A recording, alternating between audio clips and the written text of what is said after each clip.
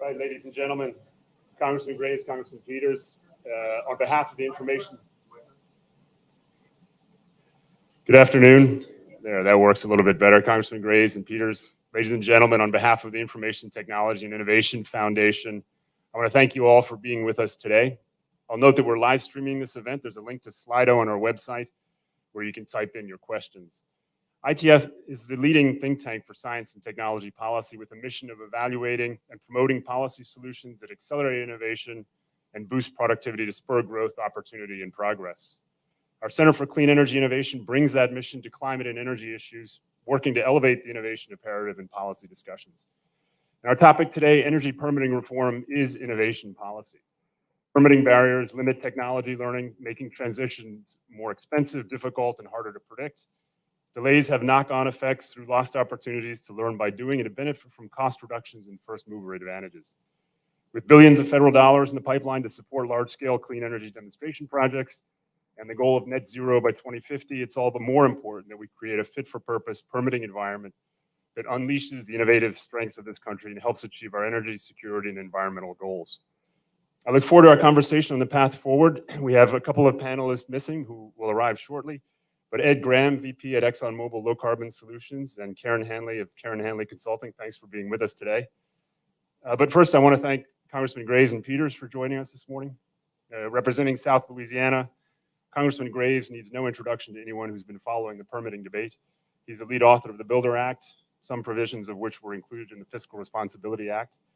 With his background working on infrastructure, conservation, environmental, and energy issues, Congressman Graves brings deep experience to these conversations. And his track record of authoring bipartisan bills signed into law by 3 different presidents perhaps is a good omen for getting some of the outstanding permitting issues across the finish line. Congressman Graves. Thank you. Hey, good afternoon. So let me turn my timer on here, make sure I don't get out of hand. All right, so what is our objective with energy and environmental policy in the United States? Ask yourself that question. What is our objective with energy and environmental policy in the United States? What is it? Is it affordability of energy? Is it lowering emissions? Is it trying to ensure that everyone has reliable energy sources? What is it? All of those? Because if you take a step back and you look at what's happening right now, we've watched as energy prices and whether it's electricity, gasoline, what have you, have spiked 40% or more. You've seen in recent years where you've had about 1/3 of American families have had to decide among medicine, groceries, or paying energy costs. Those are false choices. We've watched where year before last, where energy emissions went up 6.3%. You can look where last year energy emissions went up 1.2%. And you can look where our dependence upon foreign energy sources is increasing. Look, I don't know what your objective is in energy and environmental policy, but we're failing. We are failing. So you see these policies out there and say, but look, what we're going to do is we're going to spend all this money and we're going to subsidize this, we're going to incentivize this. And look at what's happening right now. Their objectives to try and hit certain targets for electric vehicles, their targets for how much renewable energy we're going to produce.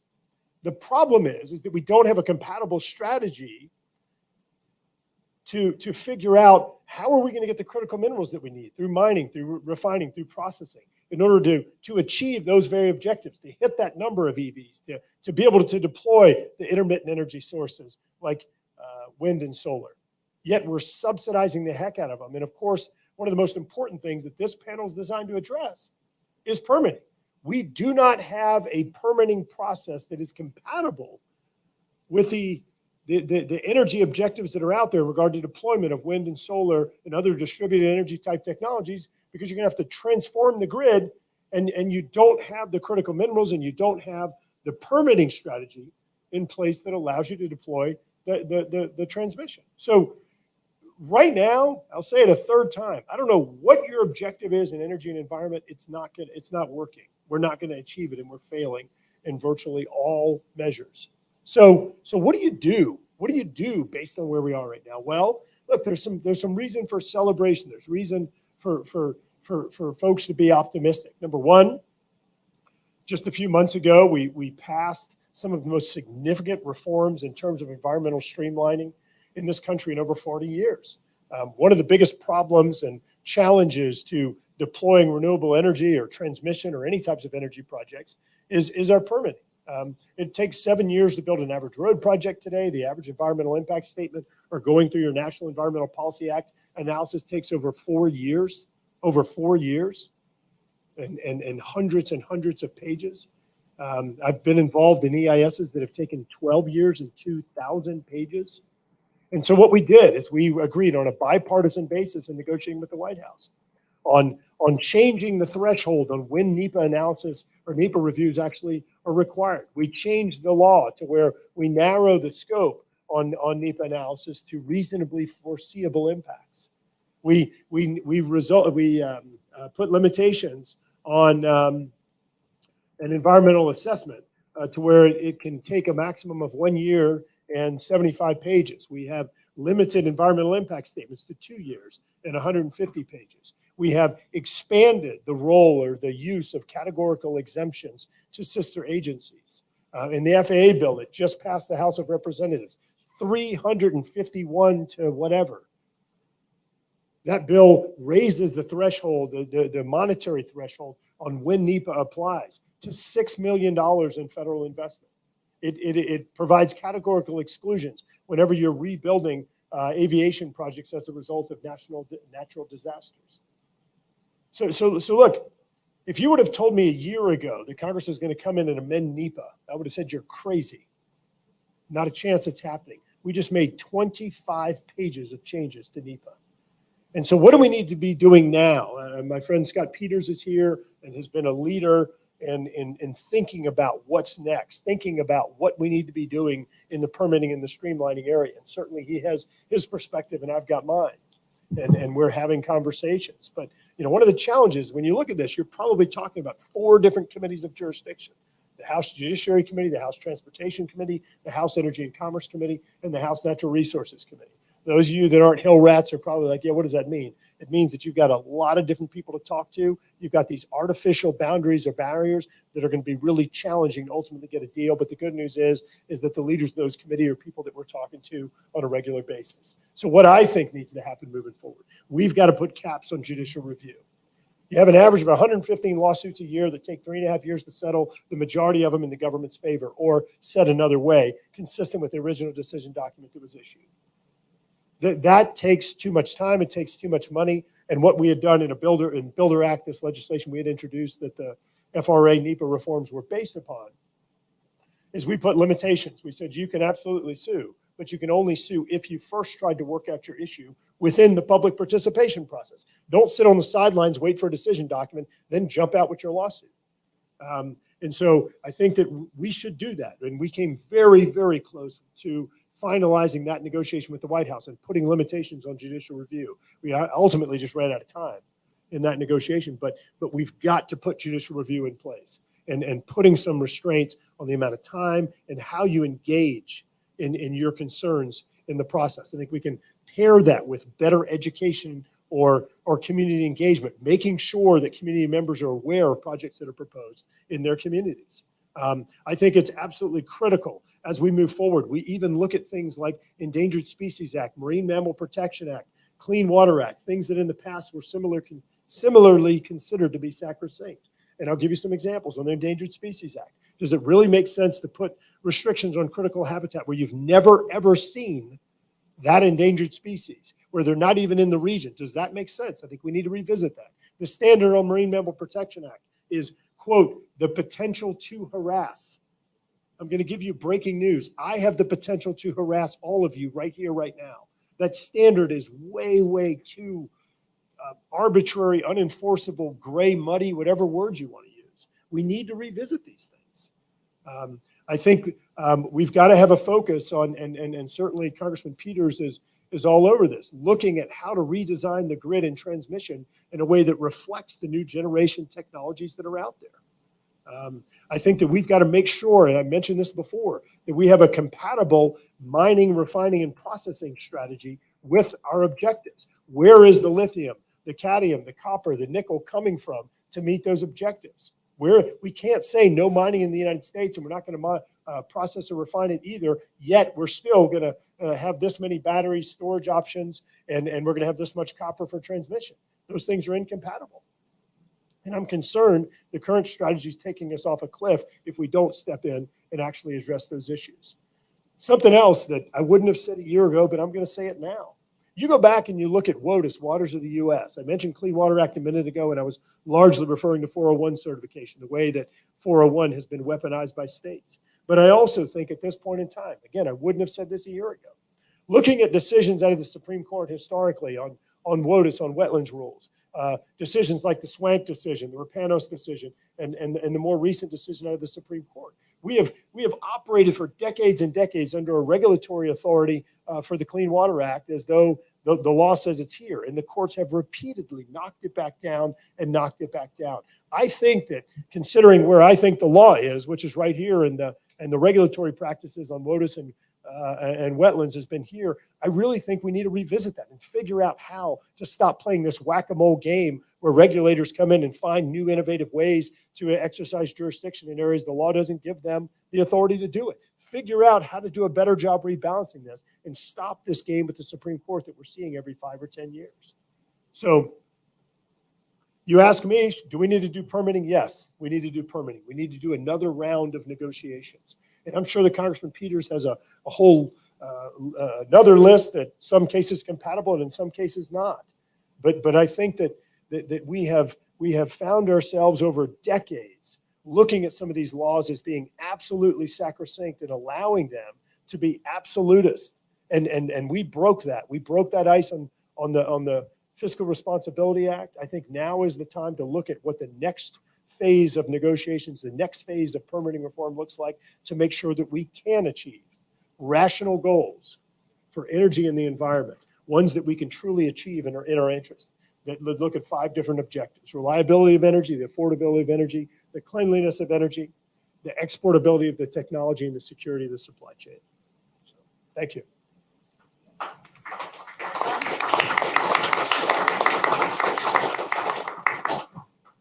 Congressman, thank you so much. Very much appreciate the remarks. I want to introduce Congressman Scott Peters, serving California's 50th Congressional District. Congressman Peters serves on the House Energy and Commerce Committee, among others. He's been a strong advocate for practical and critical climate policies, as well as for San Diego's innovation ecosystem writ large.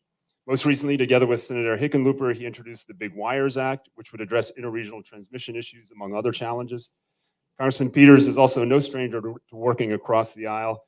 The National Journal ranked him the 4th most independent Democrat in Congress. Congressman Peters, thanks for joining us.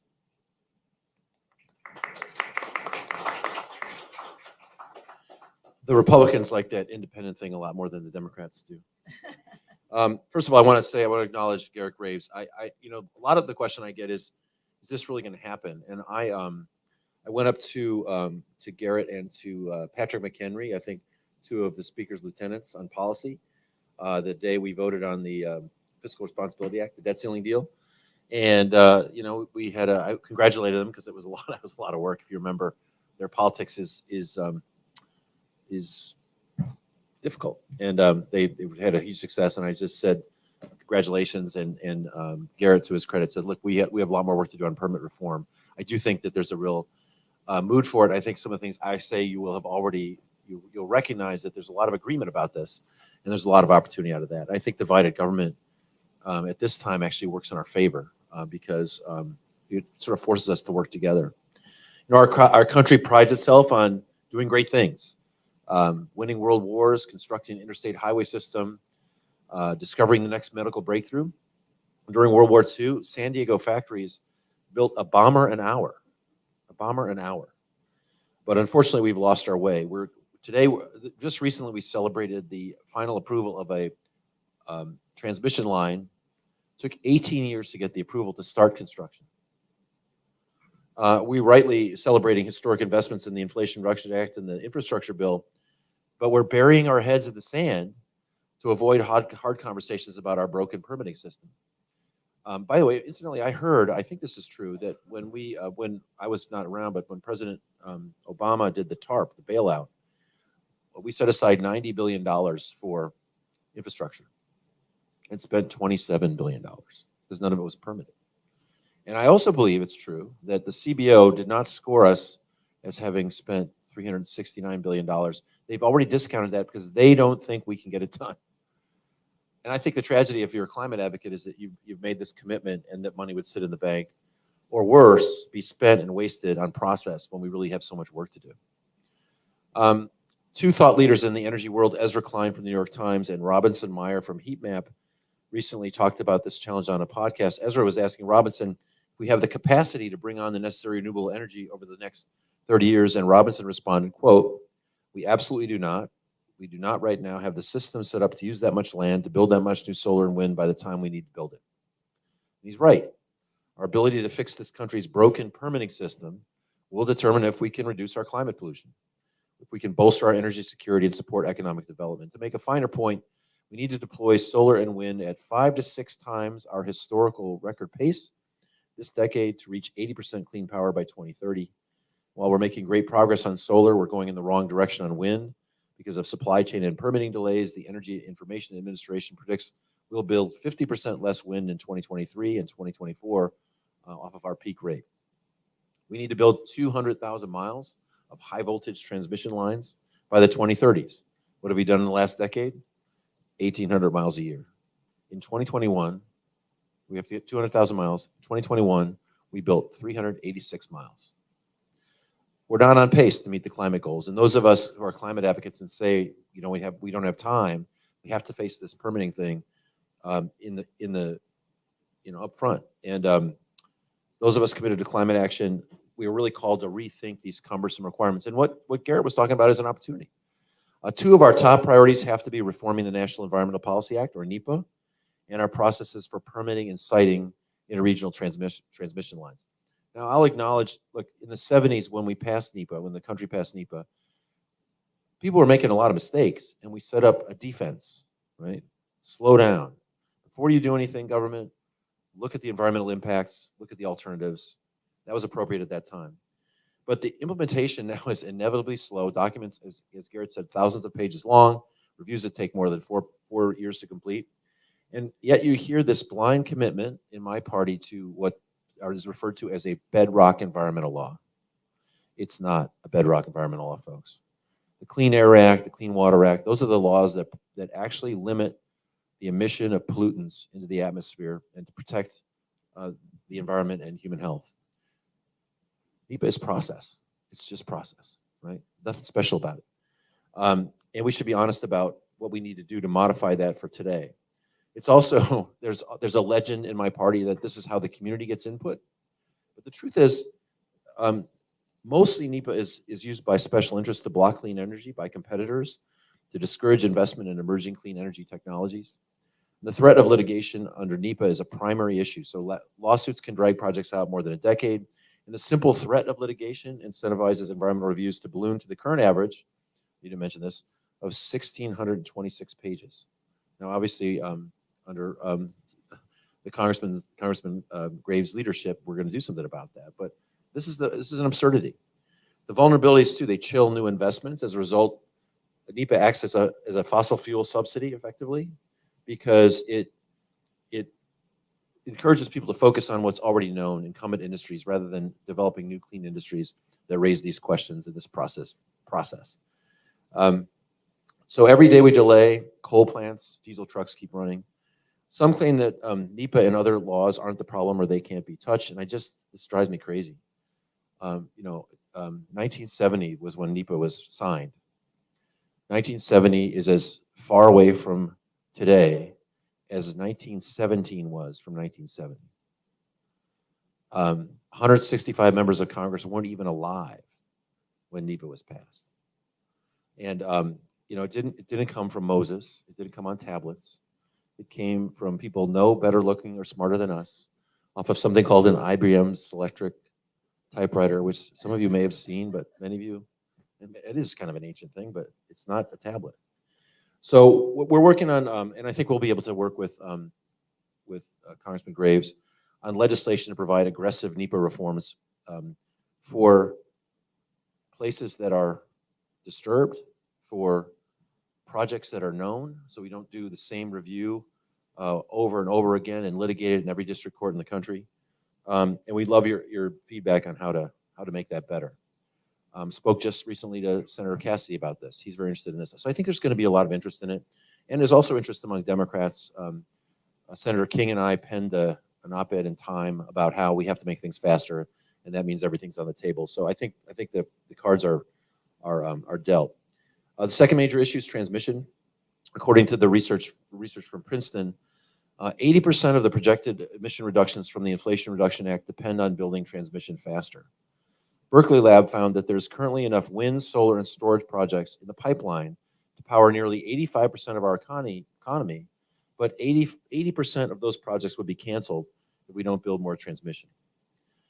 According to Americans for a Clean Energy Grid, North America has built just 7 gigawatts of interregional transmission. Now 7 gigawatts, less than half of that's in the United States, so let's say 3. United States 3. South America's built 22. Europe has built 44. China has built 260. We built 3. That is just not realistic. People who say we're going to solve this problem under this regime, that's just not realistic. It's not going to happen. Earlier this week, I introduced the FASTER Act with Representatives Vesey and Cardenas. It gives FERC stronger federal siting authority for high voltage transmission lines. It streamlines environmental review and incentivizes community benefit agreements to facilitate local support as you deploy these lines. As was mentioned, I worked with Senator Hickenlooper on the Big Wires Act, which would require regions to be able to transfer a minimum amount of the power that they generate to other regions. Think about that also in the context of reliability. We're going to face some really difficult weather events again this year. You already see what's happening in Phoenix, my goodness. And if the power goes out there, I mean, it really is life and death. Saw that in Texas during the winter. Connecting these regions provides much more reliability. It also provides a chance to compete on cost, so it could be lower costs for consumers, and it provides the ability for us to diversify our energy system by hooking up sun energy generated in a place like Arizona and sending it to a place like Detroit. So we're gonna have to find common ground. Frankly, I do think that, and I mentioned this to Congressman Graves, I think that one of the things we really have to get started on is a conversation about transmission, because I think that's going to be part of any deal. How to site it, how to pay for it, how do you allocate costs, and then what about these minimum regional transfer requirements? But I'm really looking forward to it. I think there's a lot of opportunity here. The more and more I talk about it, the more it seems to make sense to people. So thanks for allowing us to come chat with you, and we'll look forward to working with all of you to make this happen and make the really big changes that America needs to make. Congressman, thanks very much. I don't know if you're willing to take a question or two, and Congressman Graves, I know you've both got a hard stop, but we've got. So we have a question from a journalist online for Congressman Peters. So I might ask to spread the wealth if we have a question from the audience for either Congressman Graves or Congressman Peters. Yes, please. Hey, Josh Siegel from Politico. Congressman Graves, Congressman Graves, I'm just wondering, I know we talked about the transmission piece a lot, but I guess you said, as far as that not being in the debt ceiling deal, you talked about Republicans needing to do more homework on it. We're still waiting on a hearing to come out of Energy and Commerce. That hasn't happened yet. So, I mean, I guess what gives you confidence that, or what are you saying to fellow Republicans about why transmission, needs to be a part of this, and which, I mean, Congressman Peters laid out kind of 3 different areas. I mean, is there a component that you feel more confident you can sell, fellow Republicans on, given this is such a kind of a foreign concept to them? Josh, look, one, I think that you have pretty mature debate in a lot of categories, and again, NEPA, we've had the Builder Act that's been introduced for this is the 3rd Congress in a row that has a lot of background hearings, legislative history. There have been a number of hearings on Endangered Species Act and Marine Mammal Protection Act, on WOTUS and Clean Water Act. If all through negotiations on the Fiscal Responsibility Act, I was in touch with Chair Catherine Morris-Rogers, Subcommittee Chair Jeff Duncan, talking to them, the folks with jurisdiction over transmission, talking to them about where they were comfortable. And look, the message that I heard over and over and over again is that there is just, these issues are not right. There aren't bills that have been out there for a long time. And as a matter of fact, the big wires bill that Congressman Peters introduced, if I remember right, the text of that bill wasn't out until maybe the last few days of negotiations. And so, he's a pioneer in the space. And so, I think in many cases you have people up here that love to design solutions in search of problems. I personally believe that decisions need to be educated decisions. You need to make decisions based upon the correct information. So the E&C folks that I've spoken to, the Energy and Commerce Committee folks that I've spoken to, said, in fact, just talked this morning to Chair Rogers, that they are having hearings, they're having meetings, that they're trying to move forward to try and figure out where, sort of my words, not hers, but kind of the sweet spot is on this stuff. But lastly, Josh, I think that, look, Congressman Peters laid out very clearly sort of the justification or the need to do work on transmission, streamline transmission. But I think, just from my perspective and those of the Committee of Jurisdiction, is that what the right solution is sort of that's something that really needs a little bit more time spent on it to determine, what exactly needs to be done. All right, thank you. We've got a question from Slido, Congressman Peters. This is from a journalist at San Jose News. Governor Newsom recently signed a suite of bills to speed the permitting approval procedure for projects in California. Is that enough, or is more needed? More is needed.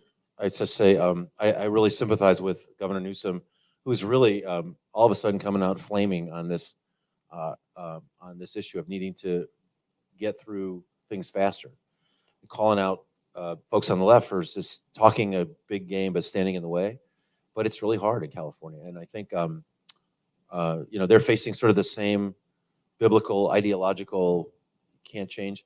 And also there's also this ethic, by the way, that grew up around the Ralph Nader era of not just saying that on the left that business is bad, but big government is bad. And now we're in the position where we're going to be relying on government to do stuff. We got to get out of their way. And I think Governor Newsom made some good steps, just like we did here in Congress. But there's a lot more to do in California as well. Thank you. Time for one more. Okay, one final question, please. Thanks. I'm Siri Hedreen with S&P Global. Okay. Question for Congressman Graves. Where are you in talks with the Senate, and how confident are you that they'll accept judicial reforms? Look, the Senate's working its process right now. We've been in touch with Senator Barrasso, Senator Capito. I saw Senator Manchin this morning, been in touch with Senator Sinema, and others. And so, look, I think they're going to work their process. I don't want to speak for Congressman Peters, but I think what we're probably going to do is sort of work a process based on the chemistry of the House and let the Senate work their process. I'll also tell you that we've been in touch with White House also, but I'm going to go back to my comments earlier. We have 4 different committees that have jurisdiction. Sam Graves of Transportation, Jim Jordan at Judiciary, Catherine McMorris-Rogers at Energy and Commerce, and Bruce Westerman at Natural Resources Committee. And those 4 people are going to play a key role in the various components of this package. Working together with, again, Congressman Peters and others that have an interest and have text out on different ideas here. Just also to add on my side, I actually spoke to Senator Cassidy recently, but among Democrats, King, Schatz, Coons, Heinrich, Hickenlooper, a lot of people are really interested in helping this move along. And look, we're on the line because we put all this money in the bank to deal with climate. And if we don't figure out a way to deploy it in a way that meets the challenge, we failed. And it'll be a spectacular failure. So I think we're all very interested in making sure that we get it right. And I do think that, I think that Garret is a sincere partner, and I think a leader on this. And we all see the advantages in a lot of ways, to just get America back to being on the clock and really being competitive again beyond this particular issue. One thing I want to highlight, I said this a minute ago, we in discussions with the White House, we came close. on judicial review. And I think if we had about another day, we would have gotten there. We ran into some really more time constraints than anything else, but we were discussing judicial review, sort of the balance with judicial review and community engagement, and how those two things sort of paired, and ultimately just ran out of time. And we probably finished at 2 or 3 in the morning, and we just ran out of time. Congressman, thanks so much for spending the time. I know we've blown through, your heart stopped, but appreciate your comments. Thank you.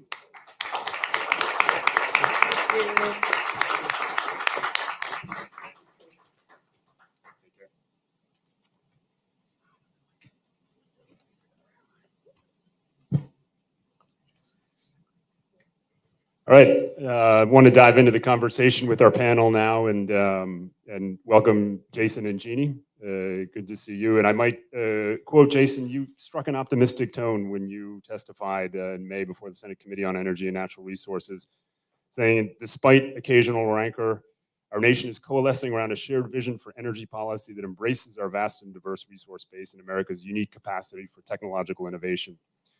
So in that spirit, we've pulled together a panel that I think represents entities working in different and innovative ways with that vast and diverse resource base, all of whom face permitting and regulatory challenges to deploying the kinds of innovative technologies needed to get us to our goals.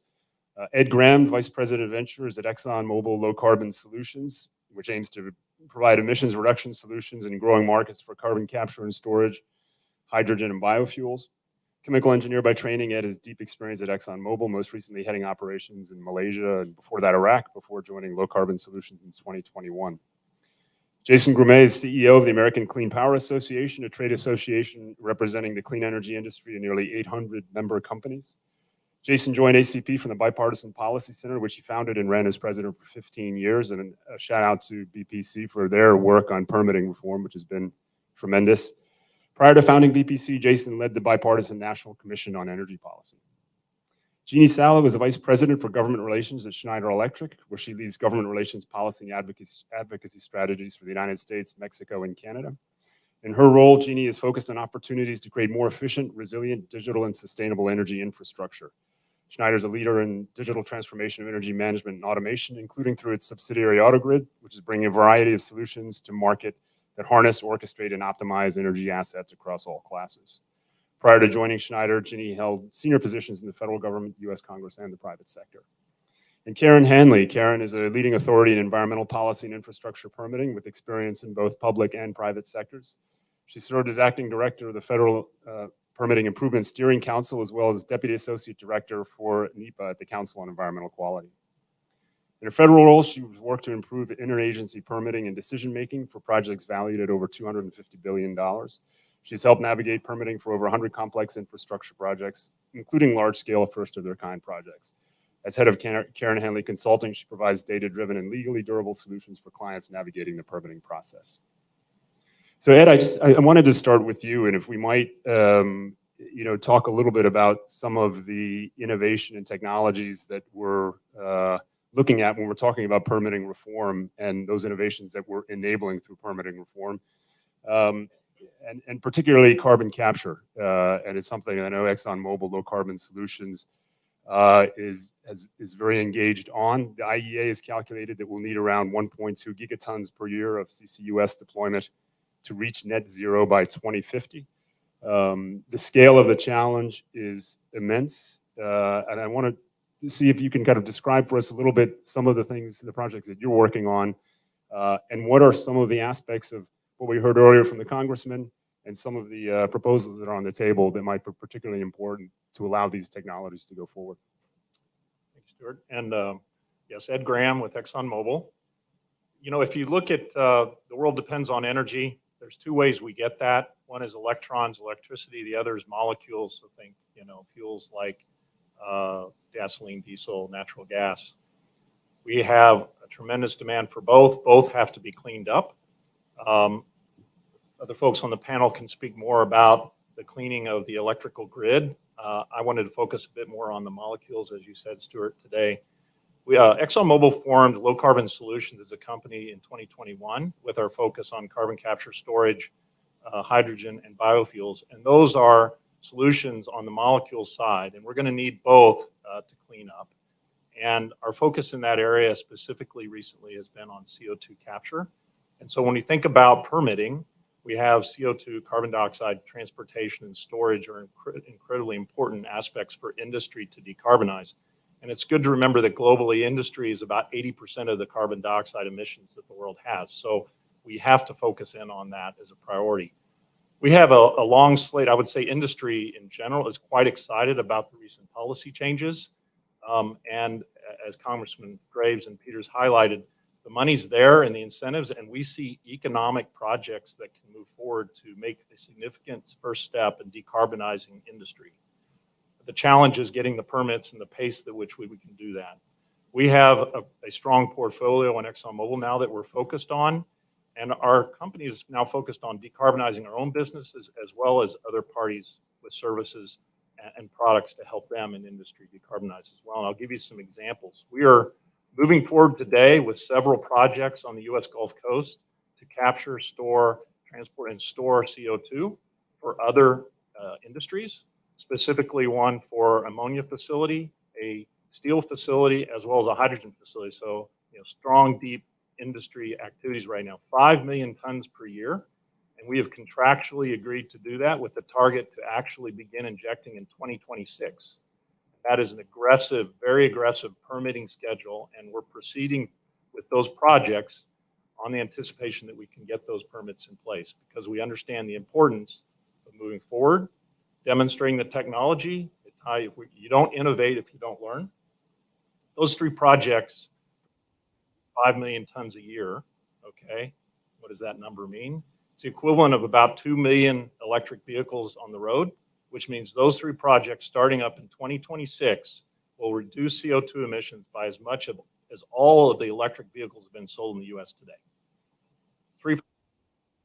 There's significant investment cumulatively by the companies and ourselves involved in the billions. And the challenge that industry has, there's a lot of excitement, but very few projects are actually moving forward right now because of the uncertainty on the time we'll have the permits to operate. So when you have long-term investments, significant investments to be made, and uncertainty as to the timeline when you'll be able to actually start up and or construct, that creates a lot of a challenge. We're moving forward on these to try to help be part of the solution and to get started. But I think we're going to see a lot of industry struggle to move from excitement and wanting to, utilize the new policies, actually moving forward into action. But we are on a few here, and we're really excited about it. But we need support on the permit. Jason, I quoted you at the outset with some of the optimistic words that you expressed at the hearing, but I know you're a realist about the challenges that are out there. I'm wondering if you could talk a little bit about the challenge of bringing to scale some of these technologies that your association is deeply involved with. I would note offshore wind. I was at the State Department in a previous career, spent time in Denmark, and of course, they've been a powerhouse in that sector and just released plans for more ambitious development. But would be curious to hear your thoughts on where we are on that score. The administration has set pretty ambitious targets for U.S. offshore. And then also the sort of the transmission capacity and the issues there that intersect with your members' interests. So it was the best of times. It was the worst of times. Start with the optimism. We're having this conversation, and it's terrific to have ITIF bringing kind of the innovation theme into the larger permitting and process discussion, because fundamentally they are, if you're smart about it, the same conversation. We're having this good discussion now about speed and scale for two reasons. The first I was alluding to at that hearing, which is while there was tremendous toxicity around reconciliation and the process that created this current regulatory regime, fundamentally, we created a bipartisan consensus around the idea of having an economic and kind of energy transition based upon innovation more than taxation and regulation. We spent 20 years fighting about regulation and taxes. Actually, if you look at the work that Senators Manchin and Murkowski did at the end of 2020, they basically laid out the premise of what a bold innovation economy would look like. They didn't have any money. Reconciliation provided the money. Now, it did it in the most politically toxic way possible. But the reality is when you get past that process, what we're really talking about now is an idea that animates both parties. So that's good news number one. Good news number two is there's two parts to speed and scale. One is innovation in technology. The other is innovation in democracy. We're doing okay on innovation in technology, right? The challenge right now is not more gizmos, right? We're going to make things smarter and better, and the companies that we work with, which span from renewable developers to global oil companies to utilities, like no one's worried about whether we have enough good ideas. What we need now is the innovation in democracy to allow us to actually build stuff fast. And I think that's the fact that we now have a theory of the case that people enjoy, that we actually have the resources to innovate. All of a sudden, we're paying attention to permitting and minerals and transmission. We never had to pay attention to them before because we didn't actually have a chance to succeed. Like we weren't in the game. We are now in the game, and all of a sudden now the rules matter. And fundamentally, this is about federalism, right? We want to talk about transmission. So there used to be this quaint little idea of your local power company, because that's the way it kind of used to work. You'd have a utility and it would serve its community, and it built transmission lines 30, 40, 50 miles, and like all was well in the world. That is not a model that reflects modernity. Right now, for issues of national security and public health and environmental clean energy transition and affordability, we've got to move power across long distances. And like that's just not how the jig is set up. And so fundamentally, this is a conversation about how, consistent with the premise of our federalist, governing bodies, do we think more broadly than just local interest? How do we think about regional and national interests? And that's really what the transmission battle ultimately has to work through. And that's true for the pipeline side as well as the wire side. I think our premise is that the only way we move significant legislation forward in this Congress is there's an energy industry-wide point of view that has a theory of federalism that honestly addresses electricity transmission and oil and gas and CO2. Like you can't pick your 10th Amendment based on the argument you're having at the moment. And right now it's just chaos, right? So we're like, foolish consistency, hobgoblin of little minds. We're not looking for perfect logic, but at least a premise of how federal government thinks about the transmission of energy across this country. We're making some progress. That's kind of game one. Linear infrastructure, fancy word for skinny things that cross lots of jurisdictions, huge problem. 2005, and I am looking at my friend Lisa, the Energy Committee passed through Congress, EPAC 205, first big generational change in energy policy. Brilliant idea. We have critical national infrastructure needs that require the federal government to play a more forceful role if states and localities, they nailed it. It has been effectively used exactly never. Right? We have never used that authority in 2005 to actually cite critical national transmission infrastructure. So good idea. We've learned a lot. We have come up with some proposals about how to make that backstop siting work better. But I think there's room around that premise. But again, it's federalism. The other place I'll talk a little bit about innovation, and here's the good news. So we're doing better than ever, right? We're building more clean energy than ever before, just not nearly enough. And I think having Peters and Graves popping out all these little nuggety bullets, it shows you how much they're talking about this, right? They've got their game on. They've got their good staffing. They've got their facts. We agree with all of them. We've built or announced 69 new significant domestic manufacturing facilities in the last 10 months for clean energy. 40 solar facilities, 15 battery manufacturing facilities, 14 wind power facilities. 2 days ago, Vestas is starting up new factories in Colorado, 800 to 1,000 jobs. There's good stuff happening. That's the good news. The bad news is not moving nearly fast enough. I have been announcing through analysis I describe as spidey sense that we're on track to get to net zero by around 2087. I was just making that up, but I think I'm way closer to that than 2050. McKinsey did some incredibly expensive analysis, I'm sure, and said it's 2069. All right, it could be 2070, but 2069 makes you seem a lot smarter. So we're not on target. We're building, by some estimation, a third as fast as we need to, a fifth as fast, but not clearly anywhere on the scale and speed of what we need. And so take it to offshore wind, and then I'll wrap up. So this is innovation. It's not a new technology. It exists. It works really, really well in Denmark and other places. But it is innovative to build it here. And we are bad at it. And billion-dollar projects get much less attractive if it takes 6 or 7 years to permit them with 6 or 7 or 8% inflation. The economics of offshore wind are bad. The companies are willing to do it because they saw, I'm not saying see, they saw tremendous market opportunity. So companies know when you're building something big for the first time, it's going to be expensive. You know it's going to cost more than you think. But you're ready to do it because you're basically creating market confidence in technology and leadership in a big growing field. The fear about getting permits has caused the industry to wonder whether there's actually going to be anything on the scale of offshore wind that we have all imagined, that the administration has promised, that the governors have committed to.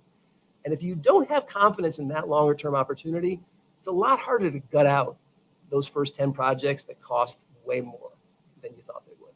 And that's where we are right now. And there's permitting, I think Congressman Graves talked about the don't make marine mammals unhappy standard, which you don't want to joke about, but I'll stop with this. Right now, concern about whale strikes. The idea from NOAA was, well, let's just make the construction season 60 days long when the whales are not around. That's not a 21st century answer, right? You cannot build an industry in 60 days, just like you can't govern a country on Wednesday afternoons when Congress is in session. We've got to have a better way to address concern around mammal interaction. There's lots of things you can do. There's very sophisticated whale monitoring technologies that they're just not even considering right now. So there's lots of kind of tactical innovation which will enable the broader scaling of massive innovation. Great. Back to you. Thanks a lot, Jason. I want to come back to this notion of sort of democratic innovation in a moment, but first, Jeannie, I want to go to you and talk a little bit and maybe broaden the conversation a bit to some of the opportunities that we have to take advantage of some of the sort of next generation of digital technologies and their potential impact on the grid, and both in terms of as we look at grid expansion, but also making use of the resources that we currently have. Yeah, absolutely. Thank you for that. So first of all, we really support the messages that came from both congressmen. Like, this is incredibly critical to get the permitting reform passed for many reasons. But I want to pivot to what we're looking at in the next decade here with electrification demand. We are looking at an increase in demand for electricity, the likes of which I don't know that everyone fully appreciates. I think we talk about it a lot. I just don't know that it's fully getting through. We're building out a significantly new modernized infrastructure with all of this funding that's coming our way. Huge increase in demand for EVs, and transportation is going to transform. It's going to put a lot of strain on the grid. We're also looking at these increased swings in weather, which we keep talking about, putting more and more pressure on the grid. It could be very bad. Luckily, there are solutions. There is technology. You mentioned the technology is available. The challenge is it's not necessarily being deployed or taken up at the scale that it needs to be.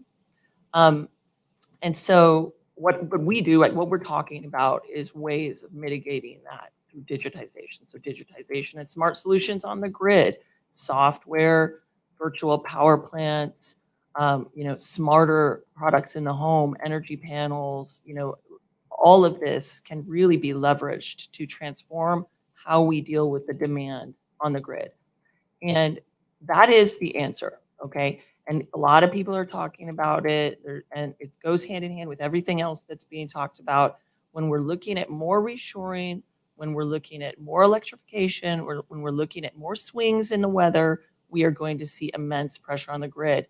And the utilities and others, they have plans. They're not going to happen fast enough. It's not going to happen as fast as it needs to happen. And all of the policy that is the tipping point for electrification in this nation that has passed does not effectively incentivize the uptake of digital innovation in the way that it needs to do. So when you look at a water wastewater treatment facility, well, you can modernize that, but is the guy that's been working there for 80 years going to think about digitizing it and using the software solutions to make it more efficient, sustainable, putting a microgrid to make it resilient, islandable in the case of a storm? This is the answer, but we need to incentivize it. So my message here is this. Congress has got to think beyond the procedural reforms that we're talking about right now. We've got to go beyond this. It's great, but we cannot keep going with a dumb energy infrastructure. That doesn't correlate with the title of this panel. We're talking about innovation. So we've got to push a little further into the digital space. The future, we are a digital economy. There is no economy that's not digital. It's all digital. And our energy infrastructure needs to be all digital. This is the answer. And so my message is think beyond procedural reforms, take a broader innovation-based approach to solving the energy infrastructure dilemmas. We are looking at innovations like virtual power plants, grid edge monitoring software, IoT-enabled asset advisors that allow for smarter energy use, and leveraging the power of aggregated distributed resources, gaining real-time data insights and analysis. These technologies face unique regulatory hurdles that we're not talking about when we talk about the federal permitting legislation. Those hurdles go beyond procedural burdens, such as burdensome regulatory structures that may treat digital energy solution providers like traditional utilities, a lack of coordination among regional grids. You talked about getting more unified as a nation around this, and different industry standards and protocols for digital technologies that communicate across the grid. I just want to make 3 points on recommendations, and then I'll hush. Congress needs to adopt a wider lens when it comes to energy permitting beyond procedural reforms and include reforms that speed up the adoption of next-gen energy software or technology. We need to prioritize regulatory support for next-gen digital energy technologies like VPPs, smart grids, multi-directional power flows, and AI-enabled grid management software. We need to see more direction from the federal level around the digitization of utilities. Look, everybody kind of kicks the can to some other, well, it's their problem. Well, it's their problem. Well, it's FERC. Well, it's, the commissioners. Well, it's the utilities. We can keep doing that. And then we are going to have the grid implode. We've got to do better than that. So I think there needs to be more direction there. And Congress should require federal agencies to evaluate the obstacles around deployment of newer digital energy technologies, how they can enhance reliability and security, and what's needed to bring the latest technology to market at a price and performance level that is competitive with incumbents. We got to do more, and we got to be more innovative. And I'll just make the last point is that if we want to truly be the competitive nation in energy and clean energy and global clean energy market that's blowing up, we have got to put that hand in hand with technology and the digital innovations that we have actually innovated here in the United States. That's been homegrown, but they're not being deployed as fast as they should be. Great, thanks, Jeannie. Karen, we've heard a couple of threads of the permitting conversation here. Wondering, one of the challenges, Congressman Graves talked about the sort of various jurisdictions and various committees that would have to be involved in sort of comprehensive permitting reform. I'm wondering, there are some out there who suggest that comprehensive reform is going to be too difficult to do, that you may end up getting sort of a piecemeal approach in addressing the challenge. And that might also include improving some of the processes that the federal government uses to kind of push forward on some of the technology that gets applied, and also addressing some of the challenges in the staffing, frankly, that I think are outstanding, that are going to be very, very difficult. I want to come back to some of the other panelists in a moment, just on what they see as, given the conversations that are out there, what Senator Manchin has put forward, what the White House has discussed. Senator Capito, Barrasso, I know there are a lot of different proposals out there, but to get thoughts on a couple of the key areas for pushing forward. But given your experience in the federal government working on these issues, wondering if you have thoughts on what we've heard on these challenges so far and the democratic innovation challenge.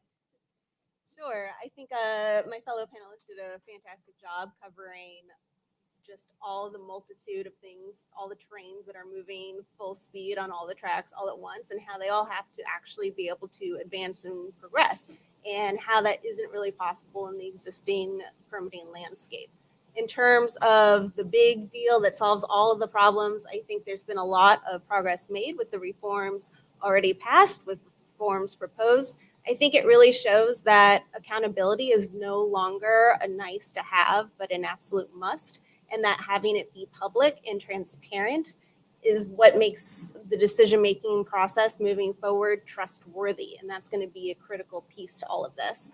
In terms of the different committees and the widespread of how to go about what I think there's strong bipartisan agreement on what the overall outcomes are and should be.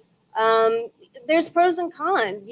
So far it's been NEPA focused, and NEPA is seen as an umbrella, and there's a great graphic that's quite often used that shows NEPA and a few other environmental protections underneath that, but it's really the organizing law. All of the other 70 plus federal permits that are required for a number of the projects the other panelists have talked about have their own requirements that may conflict with even some of the NEPA permitting reforms that are being done. And so now I think we're seeing a turn to some piecemeal looks at, well, how do we address this statute, or how do we address that statute, whether it's Clean Water Act, Clean Air Act. And it's not just NEPA, I think, is the primary takeaway that I think Congress has heard as they've rolled out the NEPA-focused reforms, and now looking at what does success look like, and that's for these projects to get built, not just records of decision, which is not the end of the permitting process. The notice to proceed, which often happens years later, is the end of the permitting process. And how can companies make these massive economic investments in a space where it's just a black box right now? And I think that's where a lot of things are changing. If we take a piecemeal approach by congressional committee and by each statute, you do risk a massive amount of change for the federal agencies that is very difficult to manage. A lot of corporations have whole programs on change management. And so in terms of, again, what does success look like? What is the goal? If you are not specific in those legislative changes and you aren't doing some internal alignments of timeframes and how all of these processes actually interact to show that streamlined process, you risk having kind of disjointed reforms being implemented while you're trying to actually get your decisions. And so reforms are necessary. I think coordinated, if it is going to be by different jurisdictions on the Hill reforms, the coordination is going to be absolutely key. I think that is a full energy industry-wide effort to engage on the Hill on what that looks like, because otherwise you're just going to have massive amounts of change with federal agencies trying to implement that across the country. These aren't generally centralized agencies, and you're looking at an implementation time frame for those reforms of being 2, 3, sometimes even 4 years before you would even see those reforms take effect. Thanks. I've got additional questions for the panel, but I do want to open it up. I'm conscious that time is running. Any questions from the audience or colleagues from on Slido?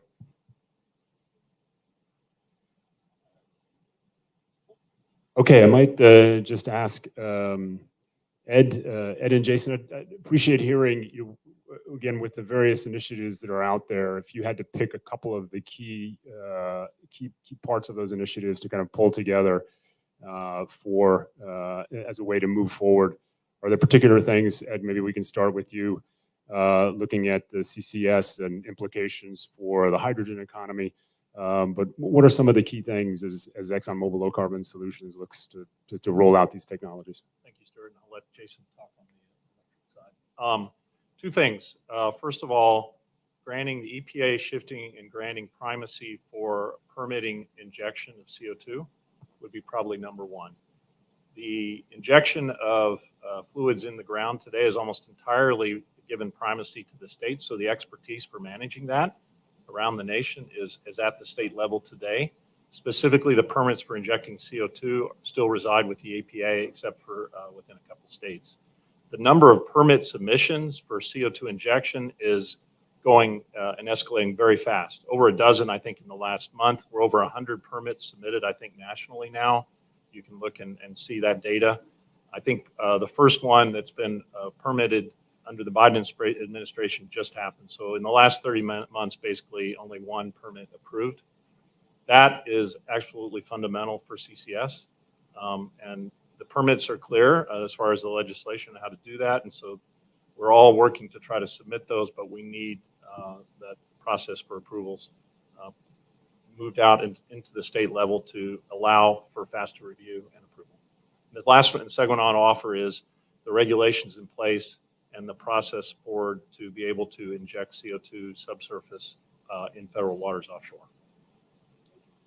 Jason. So I will, I'll jump to Congress more since you talked more administration. Kind of the sparks leaving the building, right? I mean, there is still a chance to do something very significant on permit reform, but we're running out of time. And it has to be politically balanced. It will not be comprehensive if the word comprehensive means the last time we have to talk about this for a while. We're gonna have to talk about this every 6 months for the next 60 years if we have any chance of achieving our Garret Graves, affordable, reliable, clean. But here's basically the outlines of the deal. The problem is it requires everybody to embrace something they don't know a lot about, and that can slow things down, right? So the outlines of a deal, and I'll just repeat what you heard from Graves and Peters, and they could do it in about 15 minutes if they actually had the authority to do this on behalf of both their parties, and they're both pretty close. There's got to be something on transmission. It is not going to be everything. It is not going to preempt the states, but there is a backstop premise around how do you enable the states to take action within a limited time, and if they don't act, give the federal government a chance to move forward on siting. That's doable. The big fight on transmission is who pays for stuff, cost allocation. This idea of minimum transfer capacity, requiring regions of the country in this 21st century, world-leading economy to be able to move power back and forth so that their neighbors don't die. That's an idea that has a little bit of mojo. If you figure that out, that would force you to figure out the cost allocation idea. There's movement around that. It's going to be much more modest, I think, than the 30% number, but there's something that you could see happening there. Those two things on transmission would matter a lot. Hard, but possible. Judicial review has to happen. There's a very emotional issue because it becomes branded, as Congressman Peters said, a question of do communities have access. Also note that most of the environmental organizations in this nation were founded on the premise of environmental lawyers. So the whole idea of limiting access to courts stimulates quite a bit of emotional angst in that community. So there's going to be but that's possible. And there's got to be something on the Clean Water Act, right? It's got to be pipes and wires. Senator Barrasso basically said, hey, let's preempt the states on the Clean Water Act because we really need those pipelines.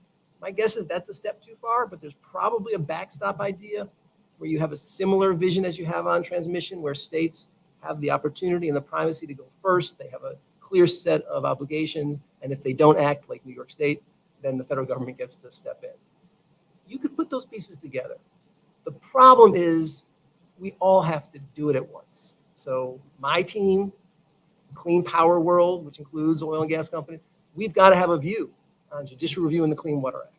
We kind of could have one. We don't really have one right now because no one's asked us. API has got to have a position on transmission. We've talked to them, like they get it, like they need transmission too, but they don't have a position because like no one's told them they have to. Same with the pipeline folks. So if it is on the table, but the problem that Congressman Graves noted, no one in Congress thinks that they have the ability to shake the stick and say, you all better come back to us in 2 weeks with a deal. If someone had the authority to do that, you might actually see something that could anchor that kind of debate going forwards. And then the last piece is just how the environmental community sees this opportunity. I think you can't do better than Congressman Peters, but just the climate advocacy community has been strategic and successful. Terrified of the fact that there was no climate plan, they very effectively used the tactic of slowing down more fossil fuel infrastructure because it didn't make sense to build more fossil infrastructure if you had no climate strategy. And that was a way to put pressure on the system. It worked. It worked. $369 billion. Like, take yes for an answer. But they're stuck in 30 years of that tactical process, right? So even though intellectually we recognize that like modernity is good and we want more good stuff to happen. I mean, when Peters described NEPA reform as a fossil fuel subsidy, it's true, right? The status quo favors incumbents. Slow and steady favors incumbents. The politics have not caught up yet. I think you're seeing that shake out. I don't know whether or not the climate advocacy community can get there fast enough for this Congress, but I sure hope they can. Thanks, Jason. We have a question from Slido. It's how are we going to better use the right-of-ways we already have? For instance, railways, which should be electrified, can be used for electrical transmission. I think that's it's a broad question that has a lot of implications for this conversation, but I'm curious if the panel has thoughts on how we make use of what we've got out there now. I'm blabbing a lot. Do you want to jump on that one? You thought about it. Yeah, sure. So,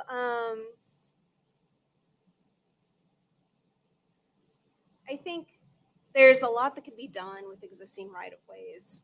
But one, there's a lot of new information since those right-of-ways were initially granted. And so being able to use, for example, CADXs, where existing right-of-ways currently exist, can still become a long, complicated process where you still have to do extensive due diligence. You're still engaging with stakeholders, with tribes. There may be encroachment onto those right-of-ways. We're now also looking at new impacts where we have new wildfire concerns, new flooding concerns.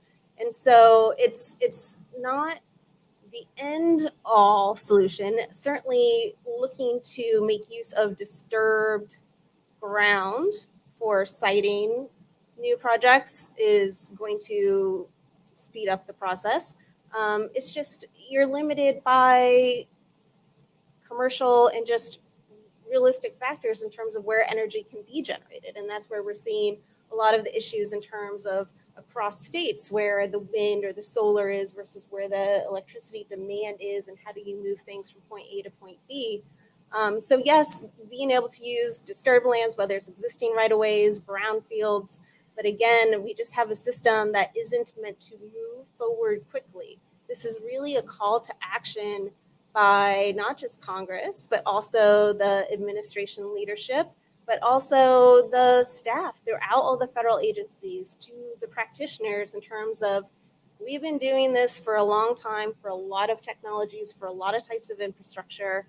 We generally know what can be done to avoid, minimize, mitigate impacts. How do we start turning that into a system so our most experienced practitioners can also start building a team, the expertise, training folks coming onto the federal government now, leveraging contract support and the expertise there to now also incorporate this whole other challenge of new emerging technology where there is no pre-existing box. There is no, here's your checklist or here's how we've done it before, where I know when I've had to work on first of their kind projects in the past, in order to work with the agencies, you had to somehow convert what you were working on into something they'd seen before. And whether that's appropriate or not, and whether that meets the moment or not, is a whole different question now. But I had to, for example, when we were talking about uptake of ocean waters for a deep water air conditioning, seawater air conditioning system, had to compare that to a power plant. I mean, hundreds of orders of magnitude different in terms of the seawater coming in, but it had to be presented in a way that was something an agency has seen before.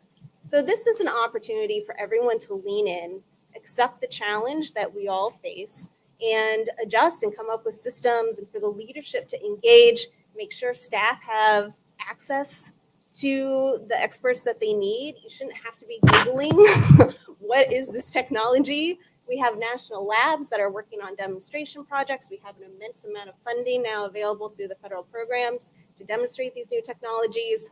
There should be engagement now with these other siloed offices that are later going to have to be permitting these things outside of just a demonstration project, or other agencies even having to engage on those demonstration projects. Fish and Wildlife Service on a consultation needs to be talking to a national lab now so that they both understand each other's needs. So the permitting needs can be incorporated into the national lab's demonstration of technology, and can we scale this beyond just the modeling? But then also Fish and Wildlife Service needs to have some access to what is this technology was going to look like, so that when it comes time to get the NEPA done in order to move these projects forward, they're going to be able to do it and be prepared. Jeannie. Yeah, I'm gonna shift a little bit away from the how do we use what we already have thing, and just say, oh my gosh, let's wake up to the reality of the world. We are talking about trying to transform the energy landscape in the United States to a more innovative. It's a significant undertaking. And part of the problem, and I'm going to be controversial and provocative because it's way more fun in our final 5 minutes of talking about this. Part of the problem with federal permitting reform and getting it passed is that just saying the words makes us fall asleep. It is incredibly boring, and it's just like hard to even get excited about it. It's the opposite of sexy on every level. So you're like, what? Federal permitting? And then you get NEPA involved, and it's like, take me into a coma. So I think that part of the issue is the branding of this entire thing. This is about making a transformative, innovative energy landscape. This is about being more competitive. It needs a new title, and frankly, it needs to be broadened beyond just this NEPA shit, because we're all falling asleep and we're getting stuck in it. We're stuck in like twisting around and around and around on the environment. What happens when we don't meet the net zero goals by 2087, 2016? How does the environment fare at that point? We've got to rise up, level up above this and say, okay, what are we really trying to do here? We're trying to continue to be competitive. This market has changed. We are behind. The United States used to be the tip of the spear on innovation, and we're like having a nap over here. We need to wake up. We need to get more competitive. We need to accelerate. We need to take away some of these regulatory burdens that are actually undermining our environmental goals. And we've got to do it faster. And if we keep talking about it under the lens of federal permitting reform, let's rebrand it. Let's get a little more broader, in my opinion, get a little more broader and not try to do less, try to do more. And we can do it on a bipartisan basis. There is bipartisan support for these goals. So I do think it needs an injection of some kind of energy and a story. And maybe the journalists that are covering this could help with that. I beg you to help. Yeah, good points, Jeannie. Thanks. I mean, I'm curious, and we do have to wrap this up in a moment. Any questions from the audience before we do? Yes, please. Thank you. I think it makes sense. We're talking about legislation, and we're here, near the Capitol or on the Capitol grounds. But the 800-pound gorilla in the room, in my view, is the agencies themselves. And I mean, they're not the entire challenge, but they're a huge part of it. And I thought the NEPA amendments were a wake-up call. If you talk to the agencies, though, at this point, weeks later, some of them will shrug. I literally heard this the other week. No one's ever been fired from a federal agency for violating a page limit. And yet BOEM is putting out EISs that are thousands of pages long. My question to the group is, what's in any of the legislation that's still pending for reform that would change the behavior of the agencies? Not that they're the only problem, but that's my question. Might start with Karen on that one, if you've got some thoughts. Sure. Well, I'm seeing a large expansion towards, again, the public timetables. And while there's still a lot of devil in the details, and this is why it's so important for Congress to be specific in the legislation and leave as little room for interpretation as possible. For example, to the maximum extent practicable gets interpreted as, oh, that's a nice suggestion. Thanks, no thanks. So, I mean, I think it's something where specificity really matters, but you're seeing that permitting being a black box is coming to an end. And I don't think it's going to be up to agencies for much longer on what they show. Right now, it's very hard to identify where the risk is in permitting, and that's affecting financing decisions. It's coming down to almost speculation because you don't know where your potential permitting risks are, because you don't even know what's caused delays for projects to date. It's all just in a box. We've made some progress with the permitting dashboard, but it's such a small selection of projects. Being able to extrapolate from that is hazardous on its own. And so I think you're seeing a big focus on getting it all out in the open.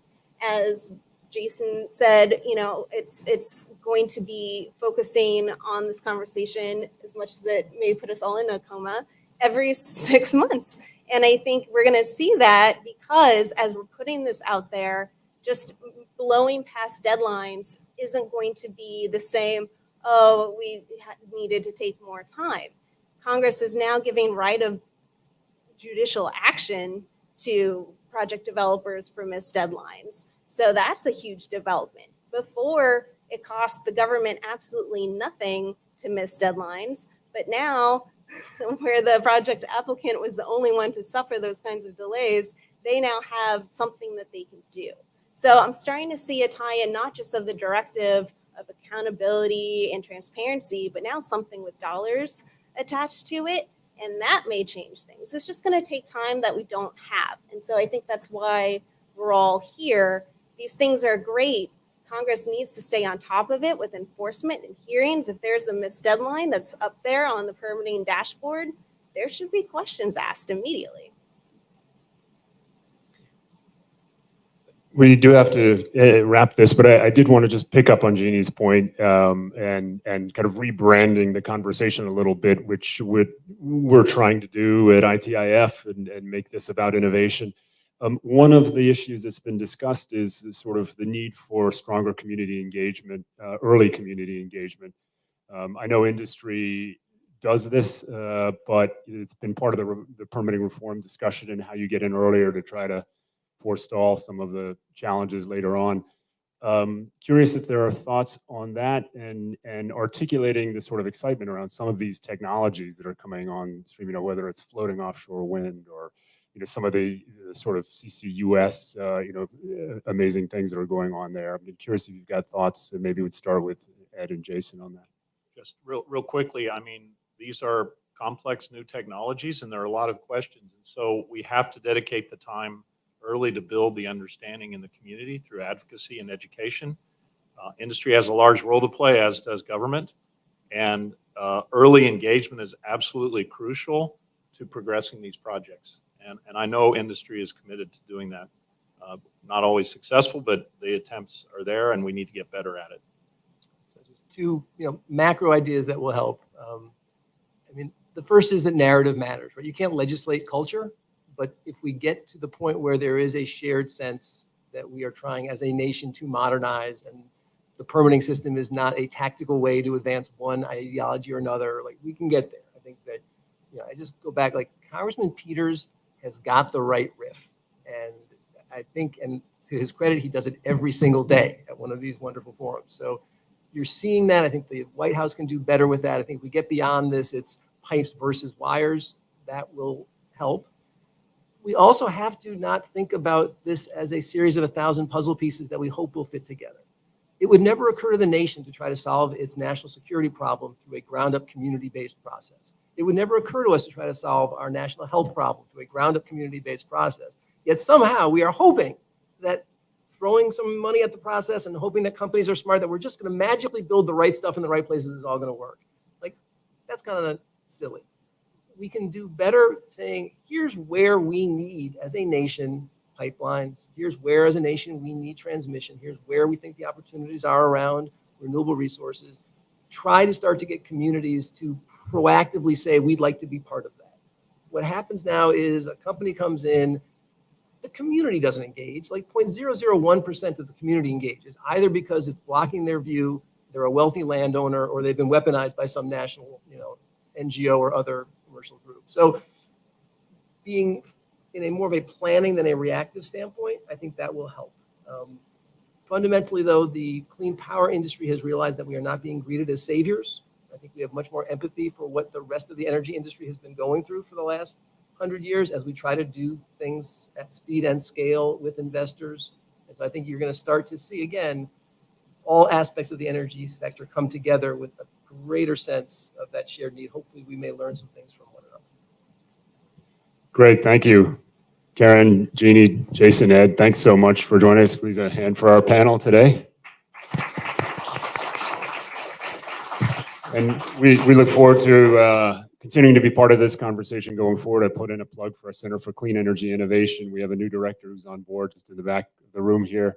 And please watch this space for continued thoughts on rolling out both permitting reform and other aspects of the energy innovation issue. So thank you.